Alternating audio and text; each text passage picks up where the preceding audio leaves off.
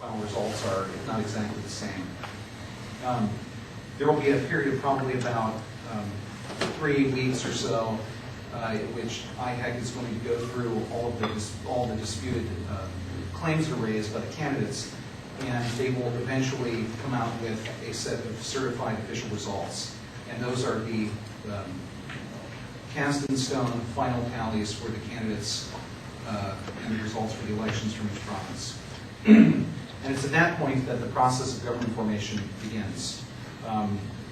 It's important to mention that there are going to be, well before this final official certified results come out, there's going to be a lot of jockeying between the parties because they already know basically in what order they've come out in the election. There's going to be coalition formation going on even before the official results are released. So starting right now, in fact, starting before the election, various overtures have been made between the various parties and electoralists in Iraq, trying to determine not just which coalitions going into the election are going to potentially ally with each other, but also which parties within coalitions that fought together for the elections are going to remain together after the elections. There is nothing that says any of these electoral coalitions are going to have an expiration date that's anything beyond the last ballot cast. You can think of plenty of examples, the best one probably being INA, in which the Sagres and ISKI can decide that they have fundamental differences of opinion and they go their separate ways once it comes time for government formation. So IHEC will release these certified official results somewhere around, again, going on the last timeline, around the 10th of April. And within 15 days of that date, the Constitution specifies that the President will call the Council of Representatives to order, and that session of the Corps, the Parliament, will have only one duty, and that one duty is to elect a Speaker for the Corps. The very next requirement constitutionally is that a President has to be elected, and this happens within the Council of Representatives. But like so many things with this government formation process, a lot of it is spelled out in the Constitution, but other things are a little bit more vague. So it specifies 15 days from the time of the certified election to have the Speaker elected within the Corps when it's convened, but it doesn't give a deadline for how long the Corps has to elect the President. So this is one example, there are several cases in which it's not entirely clear what the constitutional requirements on various offices are. The election of the President is fairly straightforward. If there's no straight majority, then there's a runoff. No, it's not 2/3, then there's a runoff election, so the majority. Within 15 days of the President being decided, then the Constitution requires that the President task the largest single block within Parliament to choose a nominee who will form a Council of Ministers. There are a couple of problems with this. We don't know if the largest block means the largest electoral block, that is the largest block that maintains the elections as a list registered with IHEC that got the largest number of votes, or does it mean the largest block that has spontaneously formed itself within the Council of Representatives? This is, again, a little bit of a confusing sort of verbiage. And then we also don't know if this nominee from that block is the presumptive Prime Minister, or if he's merely the president of this caucus who will then take it upon himself to be the organizing principal who is going to figure out the process of getting a prime ministerial designee who would then, in turn, choose his cabinet.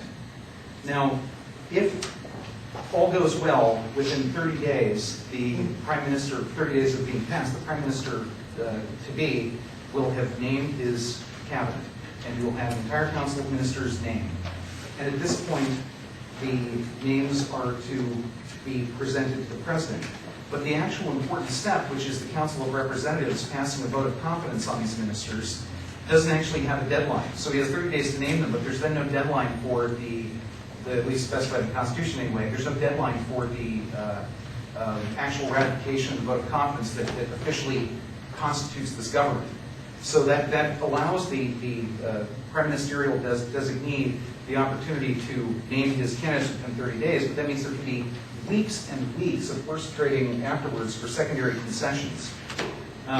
And if that doesn't happen, if he cannot name his cabinet for one reason or another because there's some kind of deadlock in the vying for positions among the various parties, then it returns, the prerogative of naming a block returns to the president, and he gets to choose another block to name a principal who will take it upon himself to either choose a prime ministerial candidate or who himself is the prime ministerial candidate who will then choose his ministers. So you can see this process has a lot of evolutions to it. The Council of Representatives will institute this government by passing, as I said, a vote of confidence. And it's important understanding the negotiations that are going on. We have four major blocks here that are the State of Law Coalition led by, and I'm kind of covering some ground you already went over, I'll be brief here. State of Law led by Prime Minister Maliki, the INA, which is the Shia coalition, Iraqia, which is a Shia led by Alawi, but very largely large components of Sunnis involved, and then the Kurds. The way it's looking right now, the way the election is shaping up, and we're only getting the first results, but it's pretty clear. The way it's shaping up, none of those parties is going to be capable of having a majority. That simply will not happen. It's going to require, based on the numbers, it looks as though, I had algebra formulas written out on my whiteboard earlier, it looks as though it's very unlikely that any of these parties are going to get more than 90 seats. And I'm guessing that the Kurds are probably going to get somewhere around 65. So that's the spread we're looking at, between 90 and 65 seats. And it's probably going to be more compressed than that. That being the case, most likely we're going to find that it is going to require, in order to constitute a coalition that can pass this majority vote of confidence for the new government, it's going to require probably 3 of those parties to join on to some coalition. And Rees-Stein spent 2 solid days running through every conceivable permutation, looking at which natural alliances would form and who would demand what concessions from whom. And without going through the iterative process here, the fundamentals of it are that there are several versions of these coalitions that just don't seem to make sense. That if, for example, the Kurds were to be fully excluded from government, that would not be a very good thing for Iraq. And the Kurds have proven in the past that governing without them can be very, very difficult.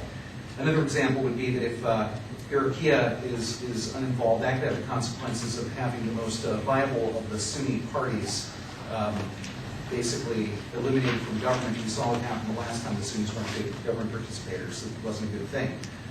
So in the end, what it's likely to be is a mixture of several parties, all of whom are going to have various degrees of power within their electoral lists, who themselves are then allied in a coalition to form the government.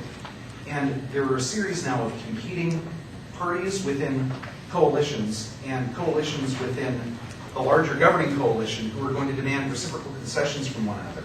And in certain cases, you know exactly what the concessions are going to be. The Kurds are definitely going to have very clear feelings about the legislative agenda when it comes to things like hydrocarbons and disputed internal boundaries and Article 140 issues.